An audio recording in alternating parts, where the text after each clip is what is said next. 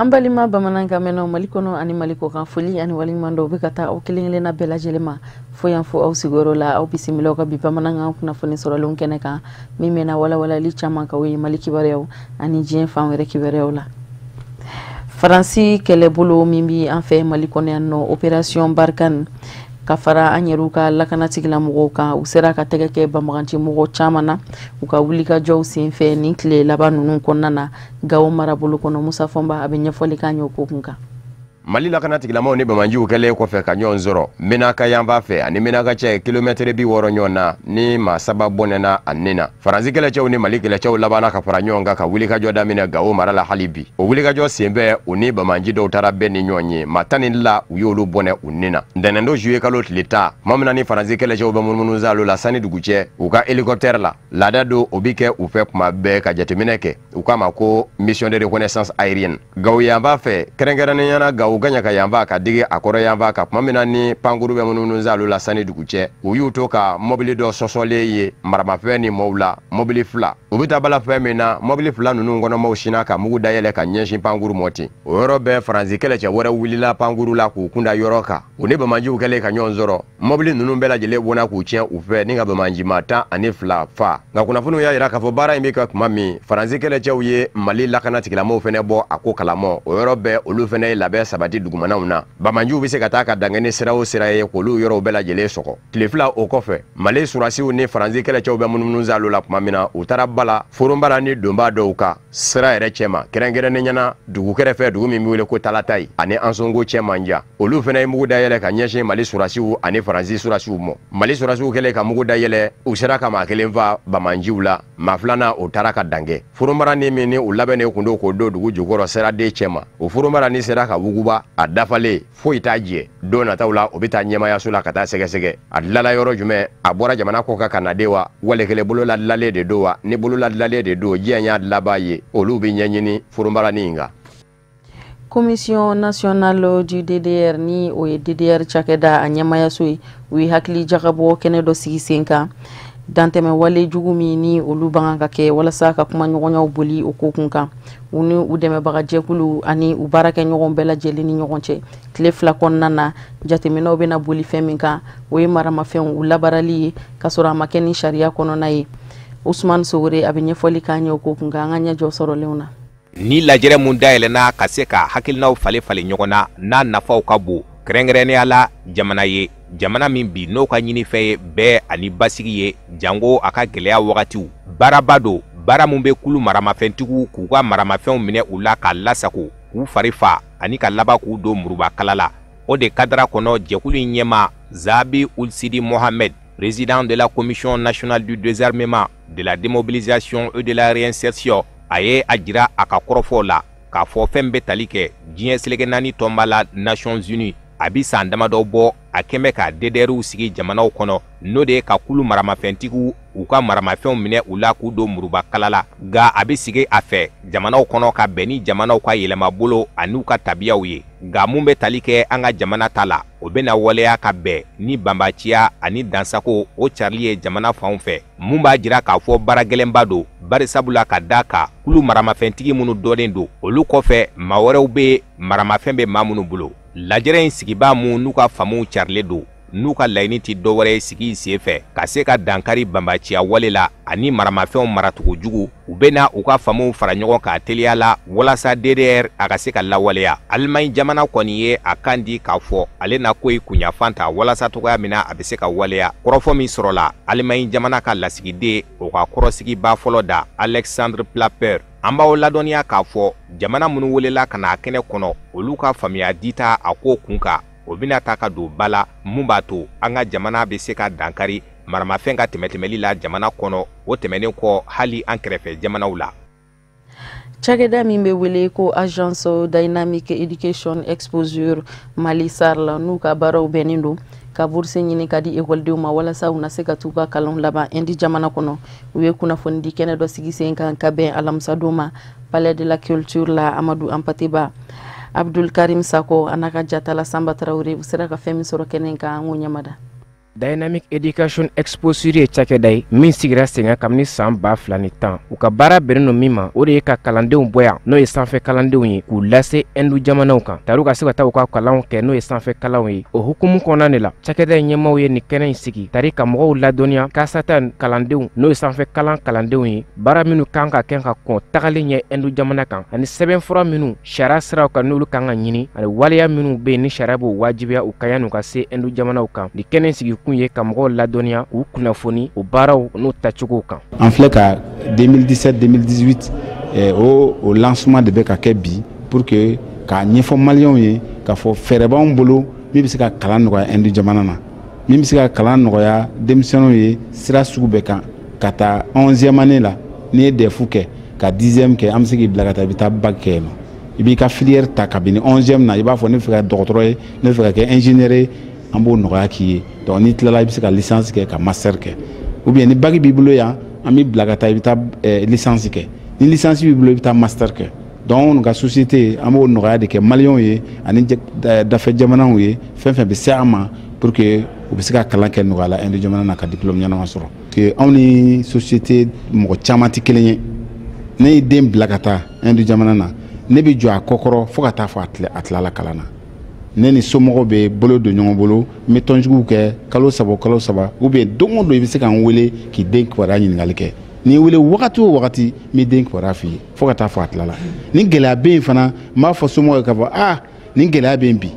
an ka fara ɲɔgɔn kan an bɛ se ka gɛlɛya kɛlɛ cogo min na a gɛlɛya dɔw bɛ yen ni ekɔliso fanfɛla don anw bɛ jɔ n'a ye mais ni den yɛrɛ ka lamɔ cogo gɛlɛya don ayiwa an bɛ obligé an ni somɔgɔw de bɛ kuma an b'a fɔ ni gɛlɛya bɛ yen n'i bɛ se ka kuma den ye comportement bɛ yen a bɛ se ka dabila cogo min na fo ka taa fɔ ni san 2 don ni san 3 don ni san 4 yɛrɛ kalan don fo ka taa fɔ a tilala. Ni kɛnɛ kelen in kan an ka cakɛda min n'a bɛ fɔ ma ko Direction nationale de l'enseignement supérieur et de la recherche scientifique o ka lasigiden tun bɛ kɛnɛ in kan a y'a ka nisɔndiya n'a ka nimisiwasa yira kɛnɛ kan. O bɛ se k'u jigi danga n yɛrɛ sɔrɔ ma sini juma 10 heures kuma n yɛrɛ sɔrɔ ma an bɛna o baara daminɛ an bɛna lajɛ a bɛ se ka kɛ cogo min na an bɛ se ka fɔ minnu kɛ an bɛ se ka dɛmɛ min s'olu ma ni baara in bɛ ɲɛ olu bolo an b'a lajɛ fana olu bɛ se ka dɛmɛ min fɛn dɔn anw ma an ka baara ɲɔgɔn kɔnɔna na n'a bɛɛ bɛ se ka kɛ jamana in masabu ɲuman ye ka jamana in denw bɔ dibi la ka jamana yɛrɛ taa ɲɛ. An b'a ladɔnniya k'a fɔ kalandenw caman bɔra tari u na se ka kunnafoniw sɔrɔ kunnafoni min bɛ kɛ sababu ye k'u dɛmɛ u ka Hindu jamana tagali kan kalan hukumu kɔnɔna na n'o ye sanfɛ kalan ye. O de b'an sɛnsɛn ka diɲɛ fan wɛrɛ kibaruyaw lasɔrɔ Musa Fɔnba a sera ka fɛn minnu fara ɲɔgɔn kan ka bɛn ni bi ye an ko ɲamada.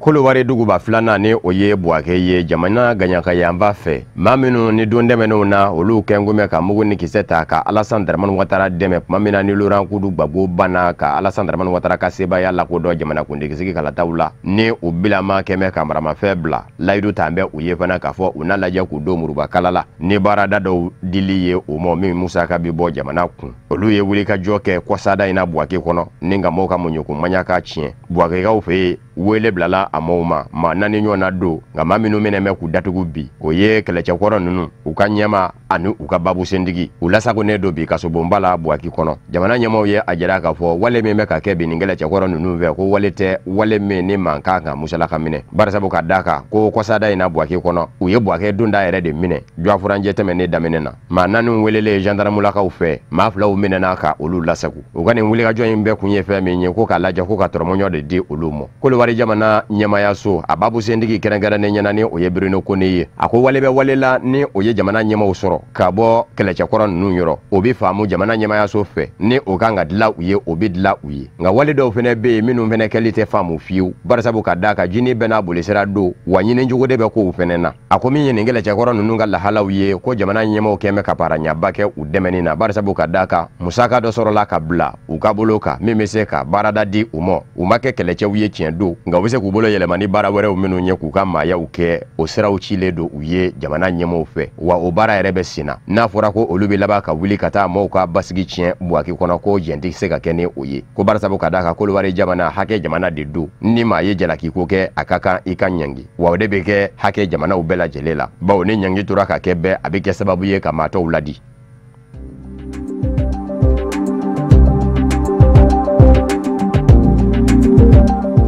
Congo Kinshasa jamana kono mi wele ko Kasai ni jenseleke nani tomba Nations Unies keme ka jara ka fo hadamaden ya buruja wale cha yambe kono dinge ba o menu metige ninga ma chama shuke akono ukama ko force commune obisaba ani shegi na me ye ka fara korolunga obi dinge ba ke dinge ba bisheginde yesa menu ni mo chama shudo mbe kono dibidibi ni dibila amawla doniya ka fo kabini utikalo la 2016 ni kamina sapu Mamadou Lenja kulu bundu ja Congo nyema ko ni mbodena anina wulika jodo simbe ani Congo Kinshasa la kana tikilama ni nyonje ka sabuke aya yira ka fo ati jamana nyema Joseph Kabila ka fanga la kodo kamina sapu akama Mamadou Lenja kulu bundu ja Congo mo ko ni meka fa bela jelege seno yesa umurutile do uni jamana nyema Joseph Kabila kala kana tikilama ni nyonje la kana tikilama fene be ka fali ke chuko na be ka fali kete bundu ja Congo fene nas jeni jamana nyema Joseph Kabila ta eble nga jense na ni to ma Nations Unies ke meka yira ka fo kele mi meka ken ni nyebi bundu ja Congo Mamadou Lenja kulu ni jamana nyema Joseph Kabila kala kana tikilama ni nyonje ko be setiki ni marfatiki de benyona ko barasa bu kadaka ko bundu ja Congo Mamadou Lenja kulu mo be ku ka kele bela jelege ni BCD abarata jamana nyema Joseph Kabila kala kana tikilama be ku ka kele ken ni muguni kiseyi jense na ni tomba Nations Unies ka jatimine kala do de mununu zaloke kasa ikono kosa daina ase uni Congo Kinshasa surasi yere de kumenyonve usera ka bo dingeba bisaba ani kelenga minu ni ma chama shudo mekono wa dinge nunu masin yoro kelena usiembe yoro sigoro manani ndela kerengere ne nyana dugu kerefe dugu mi mule ko diboko wolon blato olu tara yefo sumbila kerefe bara mi ndora jensele gena ni tomba Nations Unies ma nyema uyesa oye dingeba bishege nunu jenu nde shudo mekono oye kelenye utemene ko fe jenu nde kera ufali yere sababu yi bara gwelemba do jatemene ba ka fola jensele gena ni tomba Nations Unies bulu bara sabu kadaka ko imesina abanyini ka sangelembo kabini bundu ja Congo nyema kamina sabu ko ni mvara Congo Kinshasa la kana tikila mo fe kabo utikalo la sango kana sesamo ma ba sabani keme sabade fara kasa ikono ma million gele nyona anikla o defena ya sigrobla marsikalo temene shere do soro la mino nya jara ko na foni dila wala ka fok mabe olukume Congo Kinshasa la kana tikila mo kama buliba o temendo ye kata shu fili yoro nunu nai jesele gena ni to ma Nations Unies ere dum vene keme ka Congo Kinshasa sura su fena jela ki ka fo ubeka dandeme walu uke falila nga Congo Kinshasa ma nyemo ko ni mvura mabeka ukorofo ingalo ndigiya ka fo adamadiya hagella pasaje kulu debe ka oluka fanga la noko kono te ko oluma hadamadiya buruja waleke kasai kuno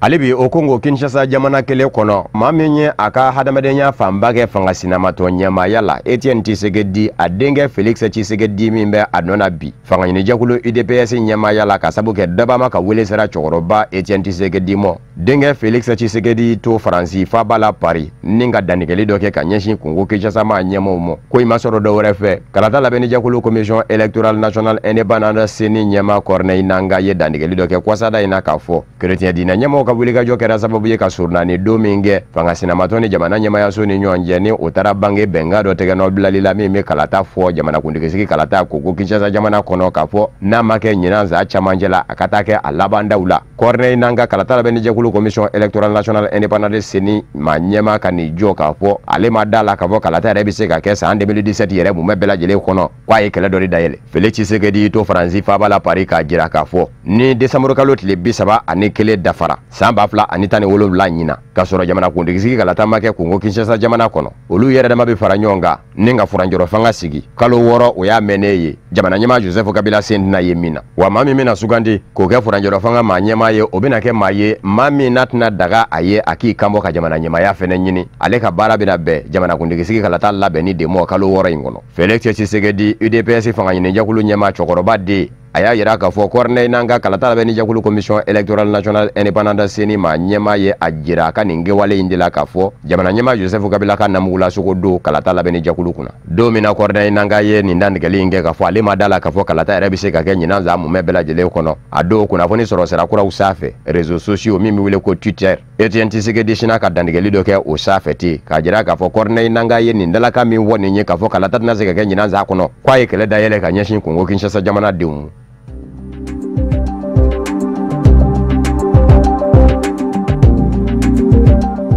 Kenya jamana kono lapedaninzo barakelaw hali bi olu kɔni ka baarabila kɔtigɛbali ni bɛ senna nin yando ne a jɔ furanjɛ duruna kɔnɔ Asena Joseph Ngwasi ni ale ye kɛnɛya tigilamaw ka lapasajɛkulu ɲɛmaa ye a ko ni jamana ɲɛmaw hakili la k'a fɔ jamana kɛnɛya tigilamaw kɛtɔ k'u ka laɲiniw kɛ k'u minɛ k'u don kaso la k'o de y'a ɲɛ ye ko kumana k'a ka kɛ ten kɛ ko fɔ jamana ɲɛmaw k'a dɔn k'a fɔ jamana foroba baarakɛbaw kɛnɛya tigilamaw ni kasola don de bɛ se ka kɛ sababu ye olu ka laɲini ka sabati k'u labɛn bɛ o kasola don la ni saya fɛnɛ don u labɛnnen don saya kama walasa u ka laɲini ka sabati u ye bibi na kɛnɛya jamana kɔnɔ kɛnɛya tigilamaw ka lapasajɛkulu ni jamana ɲɛmaw bɛ ɲɔgɔn na fɛn min na o ye k'a lajɛ ka dɔ fara u ka saraw kan o tɛmɛnen kɔfɛ kɛnɛyasow la minɛnw ka ɲini k'u bila kɛnɛyasow kɔnɔ walasa u bɛ se k'u ka kɛnɛya baaraw kɛ a ɲɛmɔ u kɛn bɛ ka wajibiya jamana ɲɛmaw ma mars kalo tɛmɛnen u ye sigikafɔ min don u ni ɲɔgɔn cɛ ni tɛgɛnɔbila kɛra bɛnkan la o bɛnkan ka wale olu mago tɛ sigikafɔ wɛrɛ la ko bɛnkan wɛrɛ bi ta la kɔrɔlen min kɛra mars kalo la o ka wale o de ye u kɔni hami ye bi kɛnɛya jamana kɔnɔ kɛnɛya tigilamaw ka lapasajɛkulu y'a yira k'a fɔ ni jamana ɲɛmaw m'u lamɛn olu labɛn bɛ ntɛnɛn o ntɛnɛn ka bɔ ka nisɔnkuyataamaw sigi sen kan kɛnɛya fandan naani bɛɛ lajɛlen la.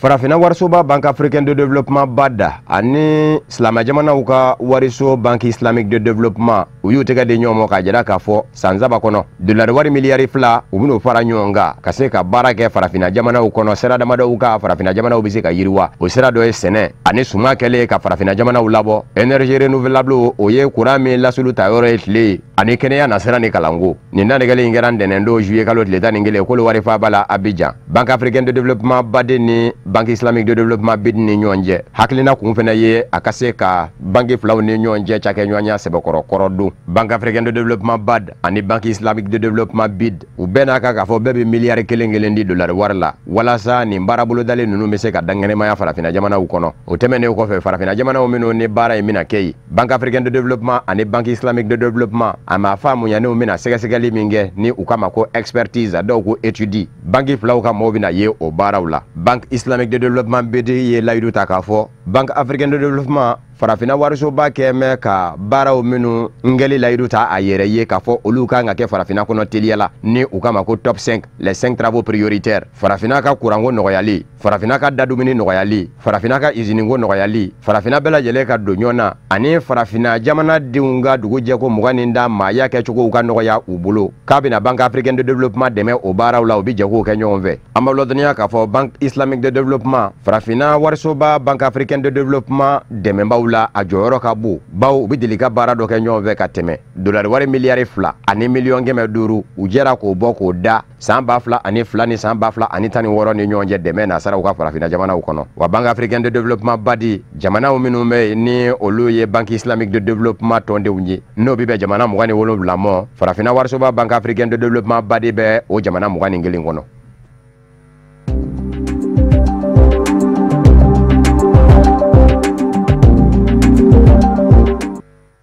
Sananga nga bi bamanangan kunnafoni sɔrɔlen kuncɛ an bɛ dɔ fɔ farikolo ɲɛnajɛ nasira fɛ musow ka basketi ɲɔgɔndan min bɛ wele ko afro basket senior féminine o jɛkulu min labɛnnen don ka sigi sen kan o bisimilali kama an ka jamana kɔnɔ walasa ka sigi in bɛɛ lajɛlen labɛn olu ye kunnafoni di kɛnɛ dɔ sigi sen kan ka bɛn alamisa don ma a kɛra palais de sport de la Boubacar Traoré a n'a ka jatala Mohamed Sidibe an ka jɛ an ka sɔrɔlenw ɲamada. Mali jamana bina afro basket féminin bisimila ni ala sɔnna ma kalo kura nata no o ye mois d'août ye n'a bɛ tali kɛ musolakaw ka coupe d'Afrique hukumu kɔnɔna na jamana 12 olu de bina ɲɔgɔn sɔrɔ Mali dugukolo ka kɛrɛnkɛrɛnnena Bamakɔ ka se ka ɲɔgɔn sɔrɔ ni compétition in na hukumu kɔnɔna na min ye commission nationale d'organisation o sigira sen kan jamana ministre so min ɲɛsilen don farikolo ɲɛnajɛ ma o commission d'organisation ni a ɲɛma Amadu Jara Yaliku ye bi olu kɔni ka bɔko fɔlɔ kɛ u ni kunnafonidilaw u ye ɲɔgɔn ye a kɛra ni alamisa doyen na kun bɛ tali kɛ fɛn min na labɛnw bɛ ka sigi sen kan cogoya min na min b'a to afro basket ɲuman bɛ se ka kɛ Bamakɔ yan nɔ. Commission ye baara daminɛ ministre des sports Usuni Amiyɔn Gindo a ye commission sigi commission ye baara daminɛ ne yɛrɛ ye commission ɲɛmɔgɔ ye donc commission kɔnɔna na sous commission caman bɛ yen sécurité bɛ yen hébergement bɛ yen bɛɛ bɛ k'i ka baara kɛ bi an nana journalistes ani malidenw kunnafoni baara bɛ ka taa bolo min kan an bɛ yɔrɔ min na bi an sera ka mun kɛ an y'o de kunnafoni di jama ma fɛɛrɛ dɔw dabali tigɛ commission animation mobilisation ye fɛɛrɛ dɔw sɛbɛn an bɛ n'u appliquer o sɛbɛnni kɔnɔna na mun b'a kɔnɔ denmisɛnninw bɛ mobiliser an bɛ caravane kɛ ka mɔgɔw wele ka na match assister o kɔfɛ an y'a décider k'a fɔ k'an bɛ standu ni concert kɛ palais des sports cour kɔnɔ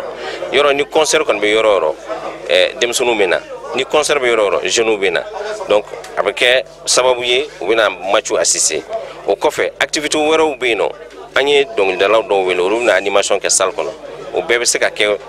sababu ye ka denmisɛnninw lana salle de basket kɔnɔ palais des sports la mais o bɛɛ kɔfɛ an bɛ wele de bila halisa an bɛ wele de bila an bɛ wele bila Mali denmisɛnninw ye u ka anw dɛmɛ u ka Mali dɛmɛ ministère des sports ka côté fédération malienne de basketball ka côté Mali ko do n'i y'a ta k'a lajɛ fédération malienne de basketball ale min ɲɛsilen don min ye équipe nationale ka labɛnw ma kosɛbɛ olu ka ɲɛmɔgɔ kɔni y'a yira k'a fɔ laɲini kɔni tɛ dɔwɛrɛ min ye jɔnjɔ ye a bɛ se ka to an fɛ yan nɔ Mali yɛrɛ kɔnɔ yan. Bon effectivement i y'a fɔ cogo min na an labɛn kɔni an kɛmɛ kɛ labɛn caman sabati parce que hali sisan n'an tilala conférence min na sisan an kan ka réunion dɔ kɛ pour que ka chaque semaine an bɛ labɛnw lajɛ an bɛ commission différente an b'u réviser chaque semaine. Donc labɛn kɔni n'Ala sɔnna ma a y'a fɔ cogo min na yanni événement cɛ a labɛn kɔni bɛ sabati ka s'a dan na inchallah. Bon mɔgɔ kɔni tɛ compétition kɔni organiser n'i b'a jigi kɔni d'a kan k'a fɔ k'i b'a ta an kɔni jigi d'an bɛ coupe in kan parce que an kɛmɛ kɛ labɛn mun kɛ an yɛrɛ ka joueur fɛn fɛn bɛ étranger la n'an b'a dɔn k'a fɔ vraiment a bɛ se ka ko k'an ye an y'a bɛɛ lajɛlen wele hali mɔgɔw tɛ miiri tɛ minnu na an y'olu bɛɛ wele est-ce que vous voyez dɔw bɛ yen nɔ u ka document dɔw kan ka régler an y'o bɛɛ démarche kɛ n'Ala sɔnna ma inchallah don nataw la a tigilamɔgɔw bɛ communiquer aw ye an tɛ se k'a bɛɛ fɔ sisan mais ce qui est certain yala fɔlɔ sisan cɛ y'a fɔ sisan secrétaire général y'a fɔ sisan k'a fɔ ko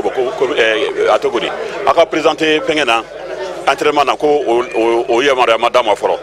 bon c'est que labɛn de bɛ ka kɛ maintenant au jour J a bɛ ladɔnniya la a bɛ wele a bɛ invité ka na équipe lajɛ bon a yɛrɛ ba nimisa bɛ wasa la kosɛbɛ inchallah n'Ala sɔnna. Commission nationale d'organisation k'u bɛ wele bila jama bɛɛ lajɛlen ma bɛɛ lajɛlen ka nin ko k'i kunkan ko ye min b'a to musolakaw ka coupe d'Afrique min na kɛ an fɛ yan nɔ basketball kunda a ka se ka kɛ kunnawolo ye sankɔrɔta ani wasa ye jamana kɔnɔden bɛɛ lajɛlen ma wa Mali delilen don a ka dunanbonya min na o bɛ se ka kɛ wasa ye an bolo cogoya min na ka maaw hakili lajigi k'a fɔ Mali delila ka nin coupe d'Afrique basketball ɲɔgɔnna labɛn a kɛra san 2011 Bamako yan. O de bɛ dansigi kɛ an ka bi bamanankan kunnafoni sɔrɔlenw na minnu sera ka fara ɲɔgɔn kan kunnafoni di ɲɛmɔgɔyaso fɛ ka bɛn ni kuma ɲɛ k'a lase aw ma aw ni ce aw ka ɲɛmadalu la aw kan bɛn ni Ala sɔnna ma.